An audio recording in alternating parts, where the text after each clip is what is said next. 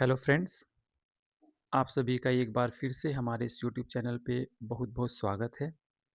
उम्मीद करते हैं आप लोग अच्छे होंगे और आप लोगों की आगे की तैयारी भी ज़बरदस्त चल रही होगी।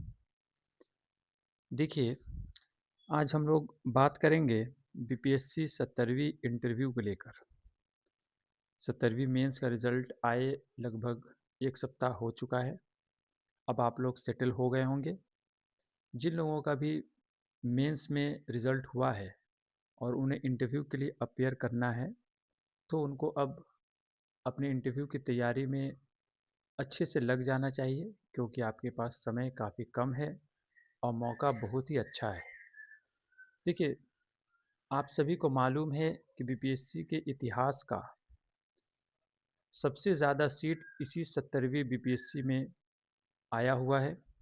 लगभग 2035 सीट के आसपास इसमें चयन होना है और इस मेंस को अगर आपने निकाला है, तो आपके लिए बहुत ही अच्छी अपॉर्चुनिटी है। आपको ज़रूर प्रयास करना चाहिए कि आपका एक सीट सुनिश्चित हो सके। आपने पीटी निकाल लिया है, मेंस निकाल लिया है, बस एक कदम दूर है अपने फाइनल सिलेक्शन से। यहाँ पर किसी तरीके का जो ढिलाई होता है, किसी तरीके का कैजुअलनेस काम नहीं करेगा। आपने इतने मेहनत से अभी तक का सफ़र को तय किया है, तो आपको इंटरव्यू के लिए भी पूरे मेहनत के साथ लगना चाहिए, जिससे कि अंतिम पड़ाव को भी आप अच्छे से गुजार सकें और अंतिम परीक्षा फल में भी अपना जगह बना सकें। ठीक है? तो मैं उम्मीद करता हूँ कि आप लोग इसे इंटरव्यू को आप लोग सीरियसली लेंगे और अच्छे से तैयारी करेंगे। इस वीडियो में मैं आप लोगों को बताने वाला हूँ कि इंटरव्यू के क्या-क्या पहलू हैं, कैसे आपको तैयार होना है। बस ये वीडियो काफ़ी शॉर्ट होगा, लेकिन जो भी हमारा एक्सपीरियंस रहा है इंटरव्यू के दौरान, मैं आप लोगों के साथ शेयर करूँगा, ताकि आप लोगों को ये पता चल सके कि इंटरव्यू में क्या करना है, क्या नहीं करना है और किस तरीके से अपने आप को तैयार करना है। ठीक है? तो चलिए हम लोग शुरू करते हैं। सबसे पहला चीज़ जो हम लोग देखेंगे, वो ये देखेंगे कि जिस तरीके से यूपीएससी में डैफ आपसे फिल करवाया जाता है, डिटेल्ड एप्लीकेशन फॉर्म, क्या उसी तरीके से बीपीएससी में भी फिल कराया जाता है? तो आंसर है नो। यहाँ पर आपको डिटेल एप्लीकेशन फॉर्म, कोई भी एप्लीकेशन फॉर्म आपको इंटरव्यू के लिए अलग से फिल नहीं करना है। ठीक है? इंटरव्यू से पहले एक प्रपत्र 1 और प्रपत्र 2 पीपीएससी के द्वारा दिया जाएगा, उसको आपको फिल करना है। ये जो प्रपत्र 1 और प्रपत्र 2 है, प्रपत्र 1 में आपको बेसिक इन्फॉर्मेशन जैसे नेम हो गया, एड्रेस हो गया, जो भी आपका बेसिक इन्फॉर्मेशन है बायोडाटा रिलेटेड, वो प्रपत्र 1 में आपसे मांगा जाता है और प्रपत्र 2 में सर्विस प्रेफरेंसेस आपको देना होता है। ठीक है? तो ये कन्फ्यूजन क्लियर हो गया कि किसी तरीके का कोई एप्लीकेशन फॉर्म नहीं आएगा, बस आपको प्रपत्र 1 और प्रपत्र 2 को आपको फिल करना है। तो देखिए, अब यहाँ पर हम लोग ये भी देख लेते हैं कि आपको अपने डॉक्यूमेंट्स के साथ रेडी रहना चाहिए। डॉक्यूमेंट्स अभी से ही आप अरेंज कर लीजिए, 2 सेट डॉक्यूमेंट्स बना लीजिए, जो भी डॉक्यूमेंट्स रिक्वायर्ड है। देखिए, जब जिन लोगों के पास भी अगर वाटर मार्क वाला जो भी अपलोडेड डॉक्यूमेंट्स है, जो आपने फॉर्म फिल करने के दौरान अपलोड किया था, अगर वो नहीं है, तो आपको घबराने की ज़रूरत नहीं है। जब इंटरव्यू का डेट आएगा, तो आपको ऑप्शन दे दिया जाएगा उस वाटर मार्क वाले डॉक्यूमेंट्स को डाउनलोड करने के लिए। ठीक है? तो जो भी आपने अपलोड किया था डॉक्यूमेंट्स, उसे आपको लेकर जाना है। ठीक है? दूसरी बात ये है कि उसके जो भी ओरिजिनल्स हैं, उसके जो भी ओरिजिनल हैं, जैसे अगर आपने अपलोड किया था अपने 10th के मार्कशीट, तो 10th का मार्कशीट, 10th का डिग्री सर्टिफिकेट, वो आप ले लेंगे। फिर उसके बाद 12th का मार्कशीट, 12th का डिग्री सर्टिफिकेट, ये सब ओरिजिनल में आप लेंगे। ठीक है? उसके बाद उसके बाद है कि अगर आप किसी भी कैटेगरी में आते हैं, तो कैटेगरी सर्टिफिकेट आपको ले जाना है। फिर अगर आप कहीं पर एम्प्लॉयड हैं, तो आपको एनओसी सर्टिफिकेट ले जाना है और उसके बाद हो सके अगर आप बिहार के निवासी हैं तो आप डोमिसाइल सर्टिफिकेट लेकर जाएंगे। ठीक है, ये सारे ओरिजिनल्स में ले जाने हैं आपको।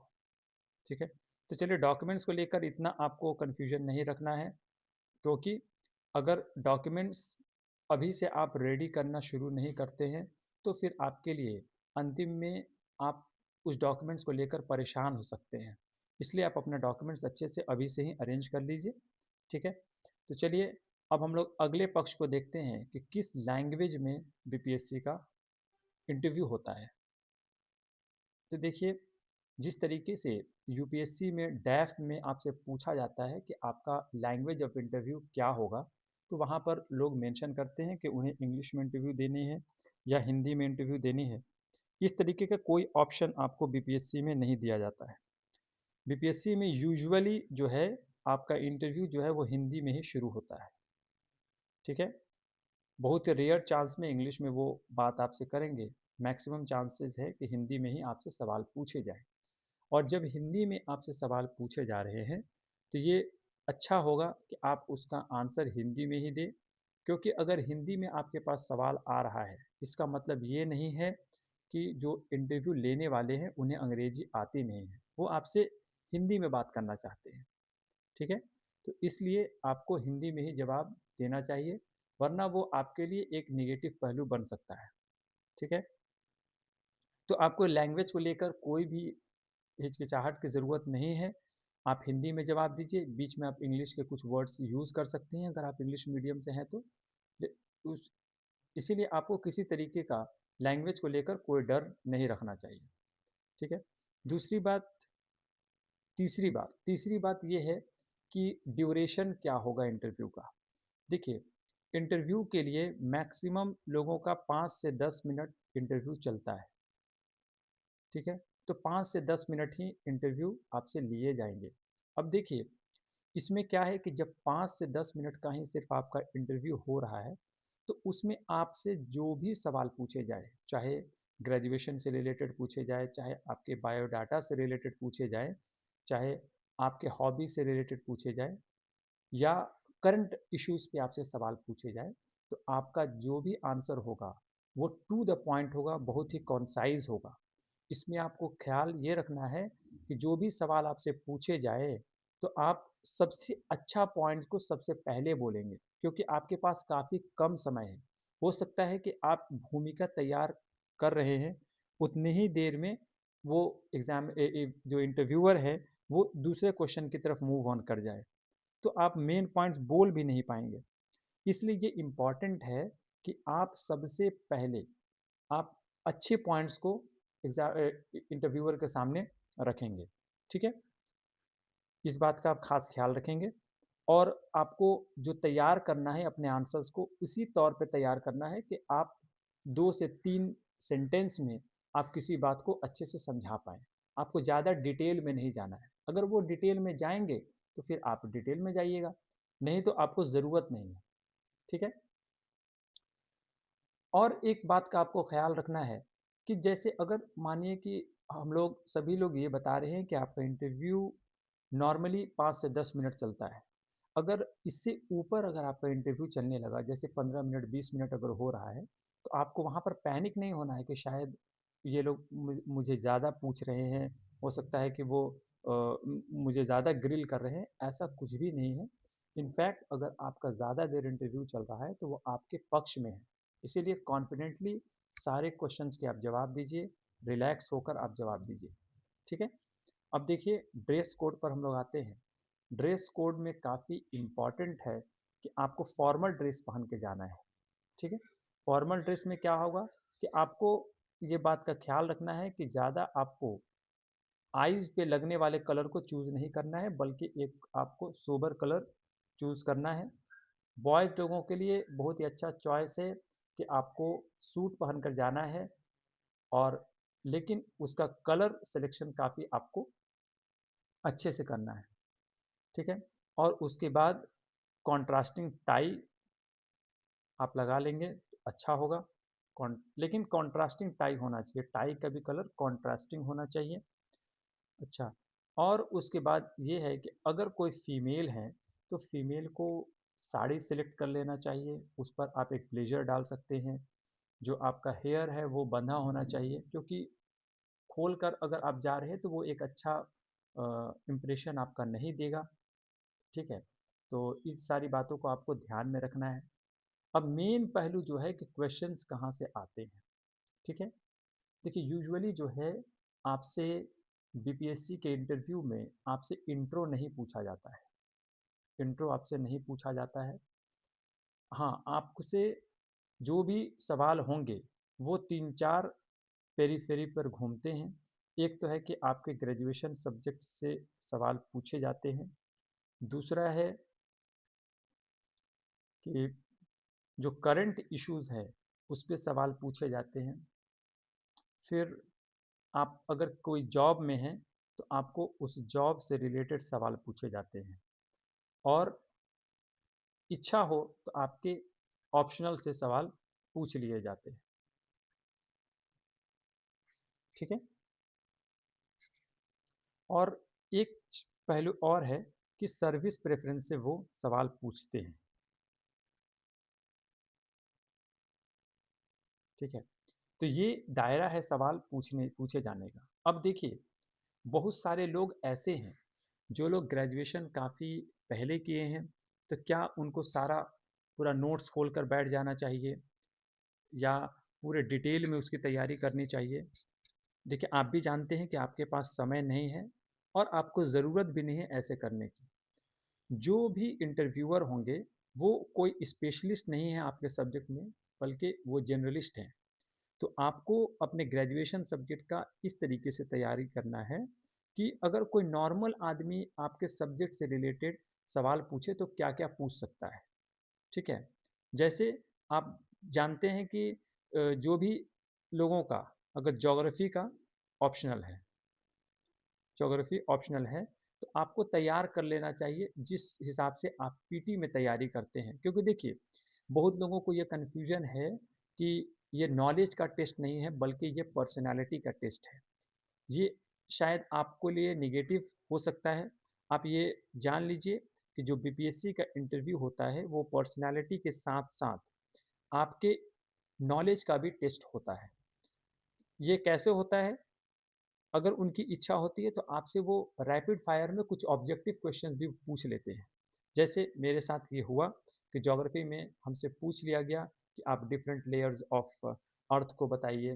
फिर उसके बाद है कि सियाल क्या है, सीमा क्या है, इस तरीके का चीज़ मुझसे पूछा गया।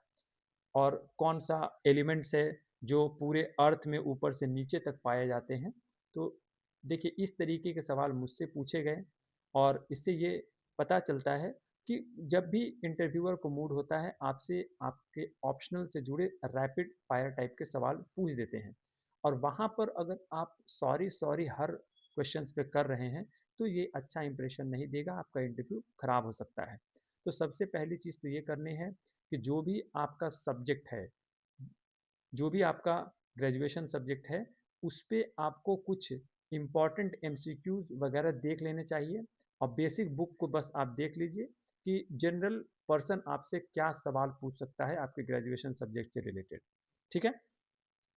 अब देखिए, ऑप्शनल में भी आपको बस इतना ही करना है कि उससे ऑप्शनल से रिलेटेड जो है, ऑप्शनल से रिलेटेड आपको क्या करना है कि सिर्फ और सिर्फ एमसीक्यू फॉर्म में या उसका कुछ बेसिक आपको देख लेना है, उससे ज़्यादा आपको कुछ नहीं देखना है। जैसे अगर मानिए कि ज्योग्राफी अगर आपका ऑप्शनल है, तो हो सकता है कि आपसे ये पूछ सकते हैं कि प्लेट टेक्टोनिक थ्योरी क्या है, कॉन्टिनेंटल ड्रिफ्ट थ्योरी क्या है। और आपसे पूछा जा सकता है कि आप एटमॉस्फेयर से क्या समझते हैं। फिर अभी देखिए, पॉल्यूशन का इशू चल रहा है, तो आपसे पॉल्यूशन के बारे में भी पूछा जा सकता है। ठीक है, तो बस नॉर्मल चीज़ें, जो जनरल चीज़ें जो इंटरव्यूअर आपसे पूछ सकता है उसकी आपको तैयारी करनी है। ठीक है, उसके बाद देखिए, करंट अफेयर्स से जुड़े सवाल आपसे पूछे जाते हैं, चाहे वो नेशनल इंपॉर्टेंस के करंट अफेयर्स हो, चाहे इंटरनेशनल करंट अफेयर्स हो, चाहे बिहार से रिलेटेड करंट अफेयर्स हो। करंट अफेयर्स की लिस्ट हमने एक पिछले वीडियो में आपको दिया है कि कौन कौन से इंपॉर्टेंट करंट अफेयर्स आपको तैयार कर लेना चाहिए। आप लोग हमारे टेलीग्राम चैनल से उसके उसे डाउनलोड कर लेंगे। देखिए, करंट अफेयर्स से रिलेटेड अगर आपसे कुछ भी सवाल पूछे जा रहे हैं, अगर वो कंट्रोवर्शियल है तो आपको उस कंट्रोवर्सी में एंटर नहीं करना है, बल्कि आपको उसका आंसर लॉ के हिसाब से देना है, कॉन्स्टिट्यूशन के हिसाब से देना है और प्रो गवर्नमेंट होकर आपको उसका आंसर देना है। आपको कंट्रोवर्सी में नहीं जाना है। नहीं तो क्या होगा कि एक ही क्वेश्चन में आप उलझ जाएँगे और आपका इंटरव्यू खराब हो जाएगा। आपको ये वहाँ पर ध्यान रखना है कि आपको किसी तरीके से किसी कंट्रोवर्सी में नहीं पड़ना है और आपको अपने इंटरव्यू को अच्छे से देकर बाहर निकल जाना है। ठीक है? तो आपका जो भी आंसर होगा वो प्रो इंडियन होगा, प्रो लॉ होगा, प्रो कॉन्स्टिट्यूशन होगा, प्रो गवर्नमेंट होगा, उसके अगेंस्ट आप नहीं जाएँगे। ठीक है? और उसके बाद लास्ट चीज़ आप देखिए कि सर्विस प्रेफ़रेंस से सवाल आपसे पूछे जाते हैं कि आपका पहला 3 सर्विस प्रेफ़रेंस या पहले 4 सर्विस प्रेफ़रेंस क्या है और आपने क्यों लिया है? तो वो थोड़ा आपको आंसर जो है ना काफ़ी जेन्युइन आंसर देना चाहिए, प्रैक्टिकल आंसर देना चाहिए। जो एक्चुअल कारण है उसी को आप बताइए जिससे ये लगे कि हाँ कि ये बंदा रियल है, फेक नहीं है। ठीक है ना? तो आप सर्विस प्रेफ़रेंस को लेकर भी अपने आंसर्स को तैयार कर लीजिएगा। हाँ, लास्टली देखिए अगर कोई आप लोग जॉब में हैं, तो वो जॉब से आपका सवाल पूछ सकते हैं। जैसे कोई अगर रेलवे में है, तो रेलवे से रिलेटेड कुछ सवाल आपसे पूछे जा सकते हैं। ये भी पूछे जा सकते हैं कि आप रेलवे जैसे ऑर्गेनाइज़ेशन को क्यों छोड़ना चाहते हैं? क्यों आप उसे क्विट कर रहे हैं? तो इस सारे सवाल का जवाब आप तैयार रखेंगे। और एक चीज़ आपको ध्यान देना है कि अगर किसी का ग्रेजुएशन से लेकर अभी तक काफ़ी गैप है, बीच में अगर कुछ भी आपका वर्थफुल आपका वर्क नहीं दिख रहा है, तो आपको इस गैप के लिए एक अच्छा सा आंसर ढूँढ लेना चाहिए, जिससे कि आपका इंटरव्यू के दौरान अगर ये सवाल आपसे पूछा गया, तो आप कंफर्टेबली इसका आंसर दे पाएँ। ठीक है? तो देखिए बस इस वीडियो में इतना ही। आप अगर इस पेरीफेरी को कवर कर लेते हैं तो आपका इंटरव्यू काफ़ी अच्छा जाने वाला है। तो देखिए आप इन सारे चीज़ों जो भी मैंने सवाल आपको बताया है उस पे आप आंसर्स तैयार कीजिए, बोलने की प्रैक्टिस कीजिए, मिरर के सामने बैठ के आप अपना एक्सप्रेशन को ज़रूर ध्यान दीजिए कि आप किस तरीके का फेशियल एक्सप्रेशन दे रहे हैं।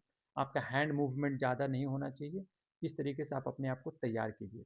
देखिए आप लोग 2 हर्डल को पार कर चुके हैं, पीटी और मेंस का।